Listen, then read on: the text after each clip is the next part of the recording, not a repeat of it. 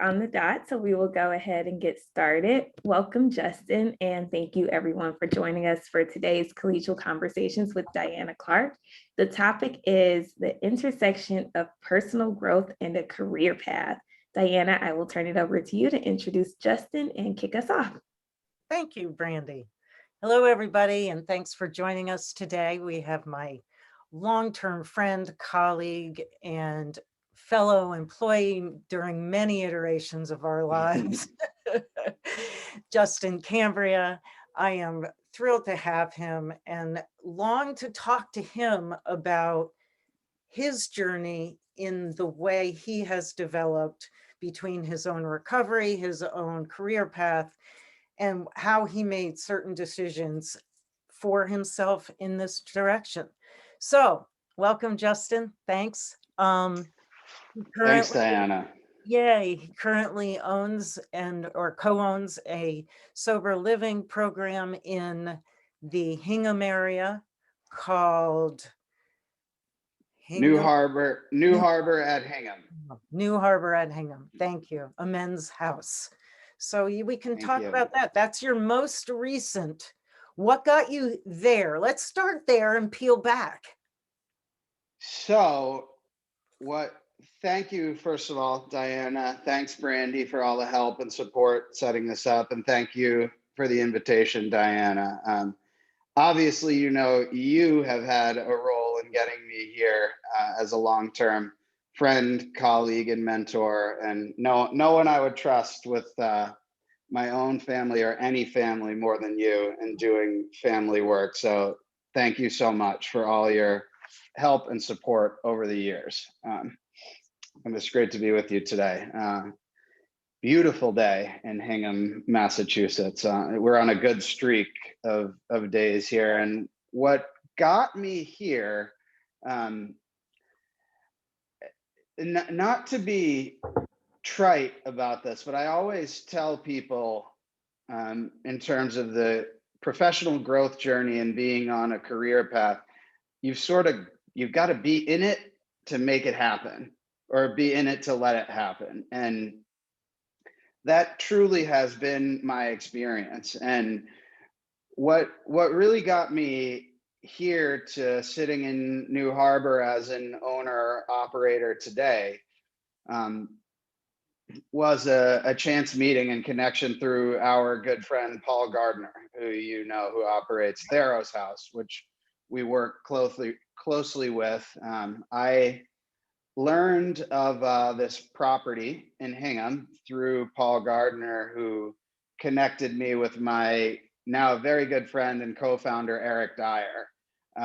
So when I was looking at this project, it seemed overwhelming, impossible, too much, and not interesting until I met Eric. So once I hopped on a Zoom with Eric while he was on vacation with his wife in Aruba last December. And once we started talking, we were completing each other's sentences, and just like, I was like, this is it. Like, this is the guy. And seeing sort of the overlap of our skills, abilities, and experiences, and my desire at the age of 40 to think big about my next step, this was an opportunity to partner with Eric that I did not want to miss out on. So that really was the kernel that brought this from idea of like, that would be a nice thing to do, and I've kind of always wanted to do something for myself, to I'm going to do this now. And like, I decided really that day that like, I'm going to do this. And it was the collaborative process that got you there, right? 100%. Yeah. Like I'm a people person. I know where I can be effective and where I can be dangerous. And I'm a person to person guy. I think that's where my strengths lie. And once I started, having that conversation with Eric and sparking ideas together, and learning a little bit about him. So Eric's an attorney, and he's extremely organized and effective on the administrative end of our business, which is not my superpower.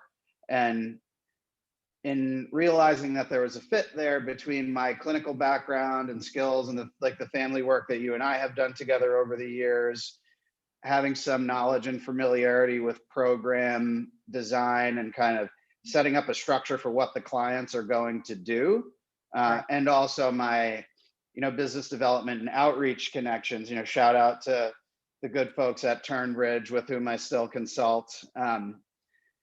I think there was a really good fit there. And as both of us saw that, there was clearly a lot to gain from the partnership. And that's what happened. Okay, so I want to back up just a hair. You could have bought a Starbucks, you could have done anything. Why this? This is the intersection, right? Why this brand? Yeah. I mean, I could go sell software and make more money, than what I'm doing, but like, this is what I'm good at. The meaning and purpose in my life, in my professional life at least, really comes from being in service to others with substance use and mental health disorders. And through my, chance good fortune of meeting our friend and colleague Arden O'Connor and discovering that this is something that I'm good at, that I could make a living doing.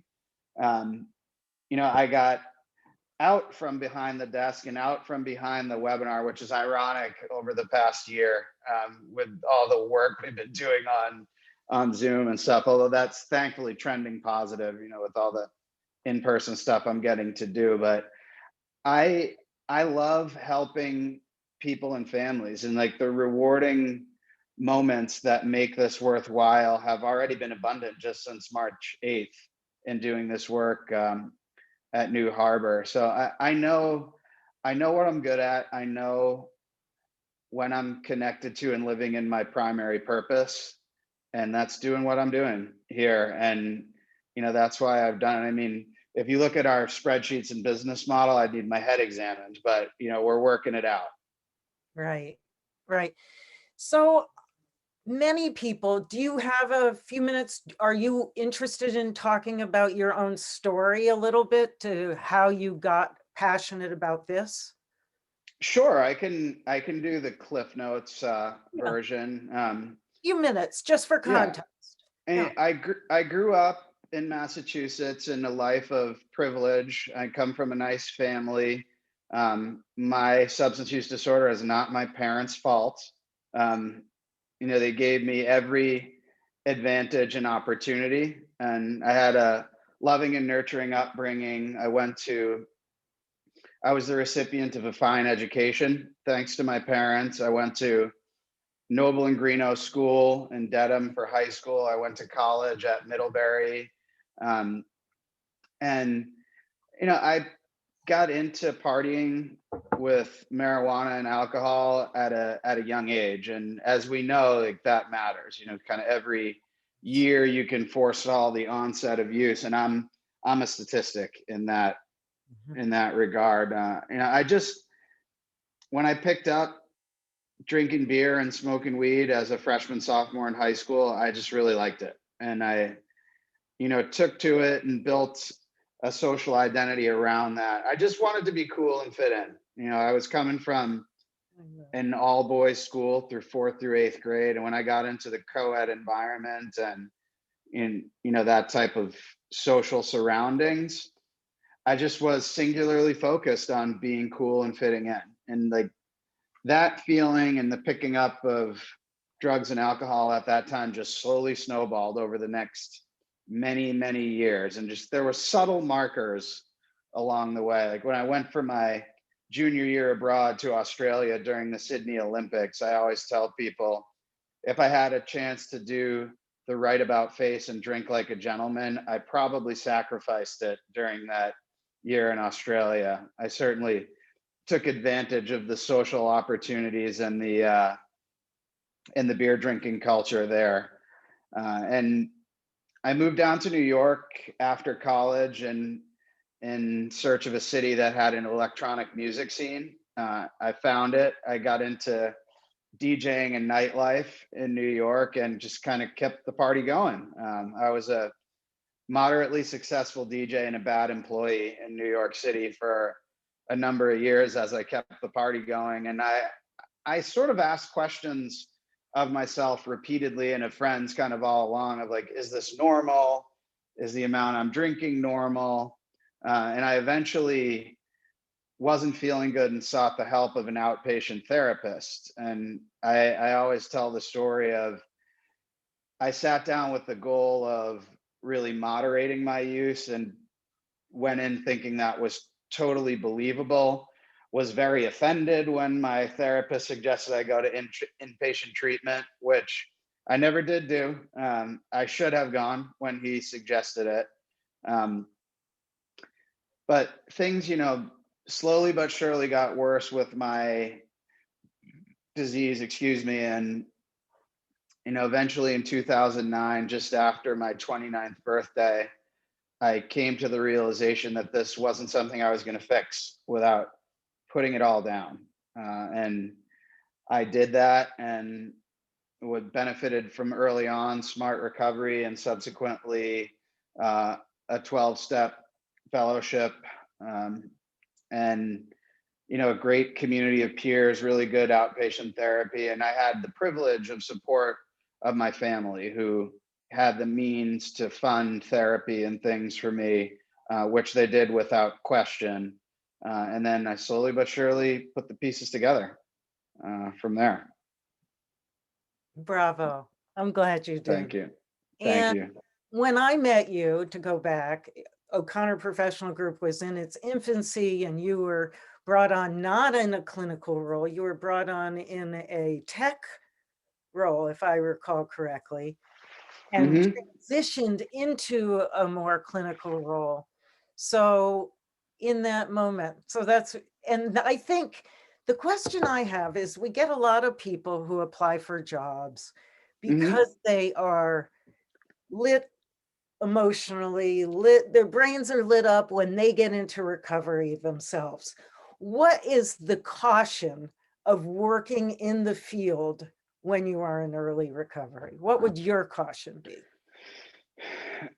Well, if you don't have some solid sober time, practice using skills and making decisions, going through stress sort of independently and using your network and tools to do that, you can be a little early for trying to serve in that helping role to others. Our recovery, mine included, is just so fragile in the beginning. You have to really treat it like an egg that you can't break. And we get into pretty stressful situations quite soon after getting into the work. So I think you got to have a solid self-care and recovery routine that's very well practiced before getting into helping others to do the same.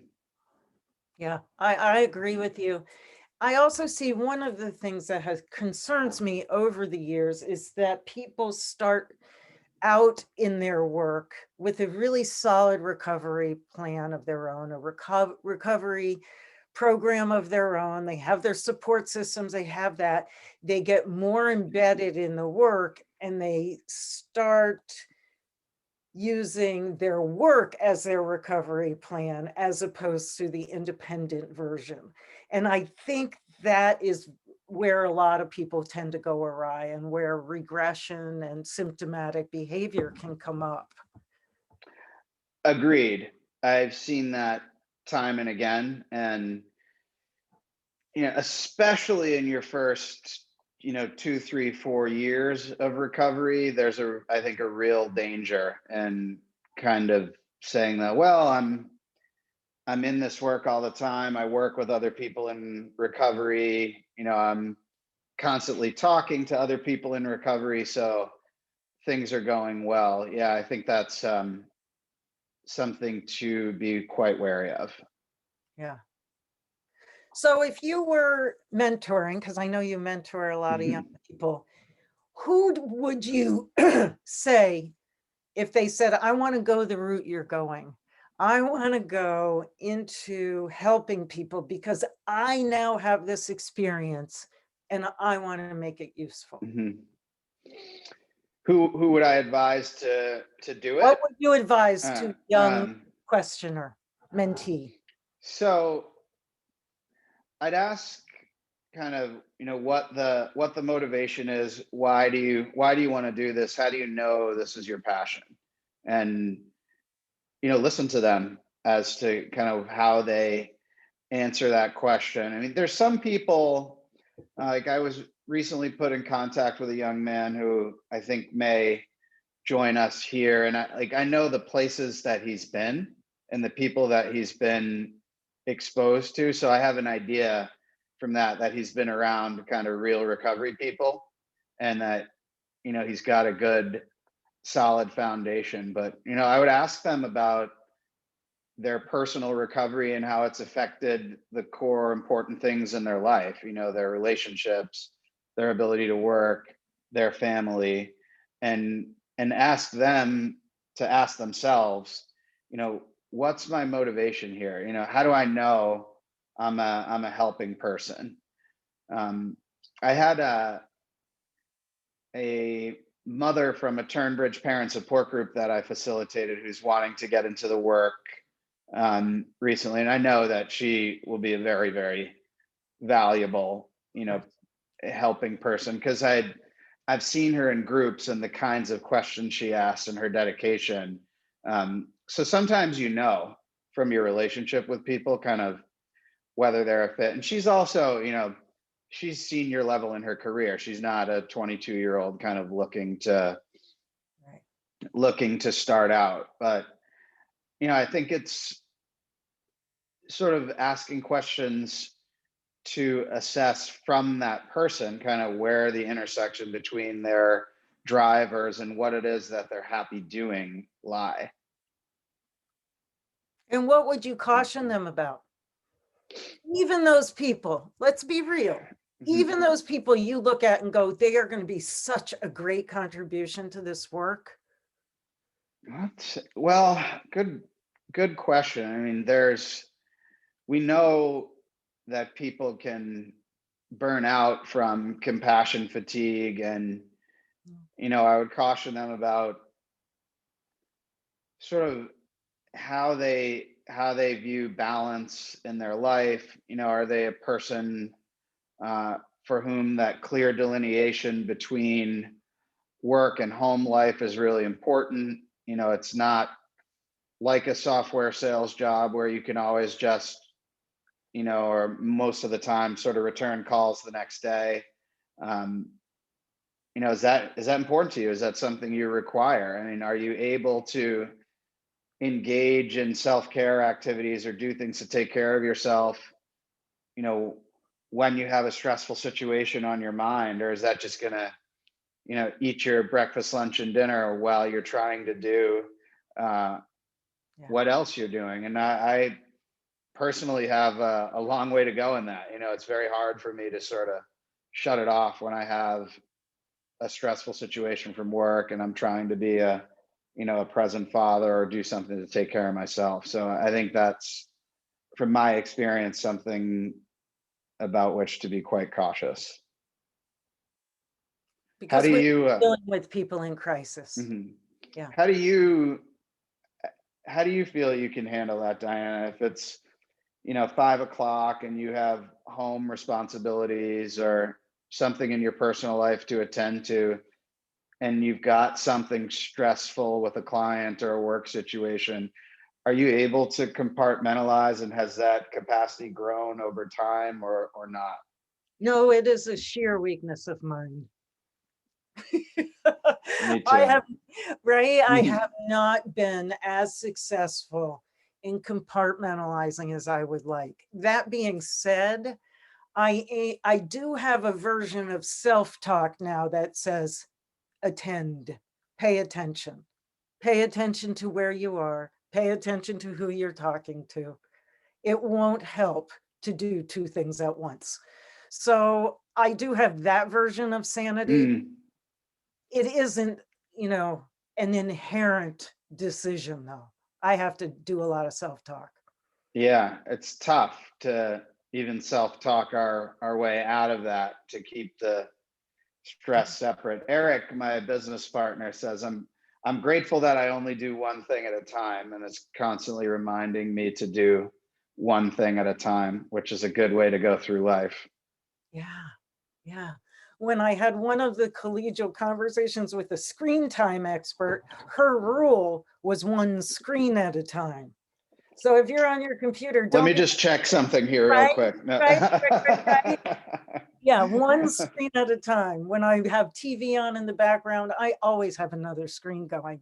And Mm, those kinds of keeping the stimulus a little more narrow, focusing on the conversation you're having in that moment mm. does help. For sure. Yeah, it's been hard for me to be a present watcher of the Bruins playoffs because I'm distracted by my phone while I'm watching the Bruins game on TV. It's Or terrible. maybe the Bruins are distracting your phone. It's been a good playoff hockey watching season. Oh, good, good. I'm glad to hear it. So let me think, what else? Let's imagine you have come out of treatment for a substance use disorder, you have certain anxiety features, and you have done that get well job, and it is now 2 years into your recovery, and I am ready to start moving forward again. Would you recommend to somebody that they go get their master's at that point? Would you recommend to somebody that they go get a certificate? What would be your first set of career advice for somebody who's interested in going in the field of clinical care from a recovery stance? So I've advised different things to different people over time. Like I did my MSW and my MBA concurrently when I started in 2014. I got sober in 2009. So I had about 5 years when I went back to graduate school. I think for career pivoters, grad school can be a really helpful reset and a good idea. So if someone's inclined to get into the helping professions, I always I don't discourage that as a move. Like I've encouraged people here in Massachusetts to get the LADAC Right, certificate, the licensed alcohol and drug counselor, because it's 1 year in length, so it's sort of a manageable thing to bite off. Here in Massachusetts, if you know you want to do direct helping work, I still think the MSW is overall probably the best way to go. Yeah, but it's longer. It's 2 years, and there's more involved, and there's sort of a longer tail licensure process. But if someone's thinking about it and is looking at those paths, sure, I think it's a great idea. I mean, nowadays there are firms like O'Connor Professional Group and others that can hire people that have good lived experience to sort of do a taste of the work in sort of a companion type of role. So I do and have referred, folks to you all and other colleagues that we know around the country and the industry, and say, why don't you give it a try and see if you like this work? And I have another friend and mentor who's wanting to get into the field, who's an experienced meditator.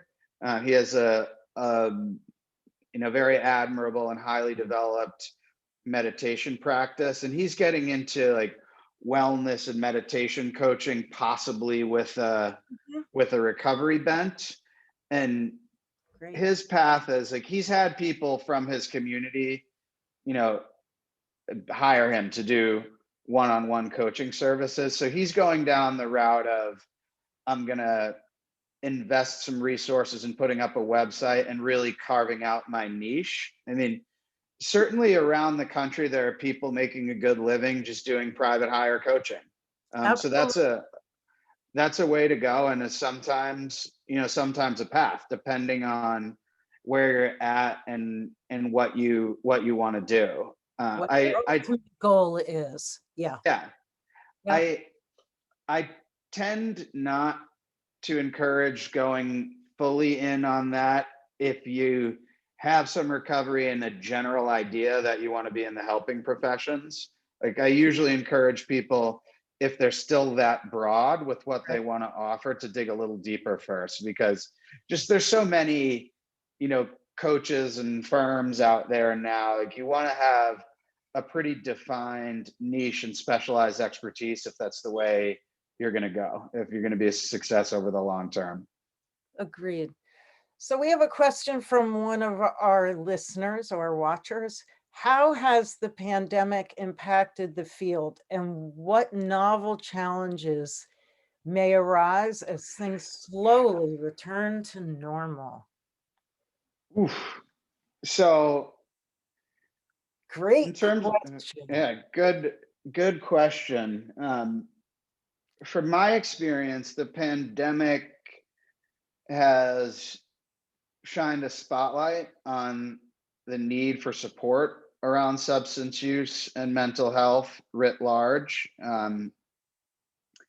I think one of the really positive things was insurance reimbursement for teletherapy was sort of force goosed along by the conditions created by the global pandemic, and hopefully that will stay, because there's a lot of underserved rural areas around the country where telehealth um, could be a useful option. So I think the onset of telehealth has been good, though, as I sort of hinted at before. I didn't get into this work to be on the computer all day, and I still feel that way. Like, I'm grateful for Zoom, and I think it's a helpful and good tool, but I'm an in-person guy when I can be. Yeah. I think, the CDC's latest guidance on mask wearing and vaccination is positive for a return to more in-person helping work. And I think hopefully things are only going to continue to trend in that direction. I think one of the novel challenges that's going to come out of this is, certainly there's some sector of the help seeking population that came in during the pandemic. Like, in the very beginning, some of the, costlier, sort of higher end rehabs filled up because their clientele didn't have anything to do. So it was a good time if you had means and a substance use disorder. There wasn't a lot of other entertainment on offer. So I know some of those facilities did well. And then as the pandemic wore on, a lot of adolescents and younger people who were feeling stress from sort of being ripped from their social environment continued to come in for residential treatment. And I know in Boston, Massachusetts, and Austin, Texas, from a case recently, and other places, just everyone's on a wait list for outpatient therapy. It's hard to find services. So like, capacity management for how we're going to deliver help to the people that need it, I think, is, in my experience, a novel challenge. I don't know, like, everyone to have ever been on a waiting list before the pandemic. And then I think there's going to be a wave two effect, where there have been people who have been able to hide out. I mean, your boss can't smell booze on your breath on a Zoom call.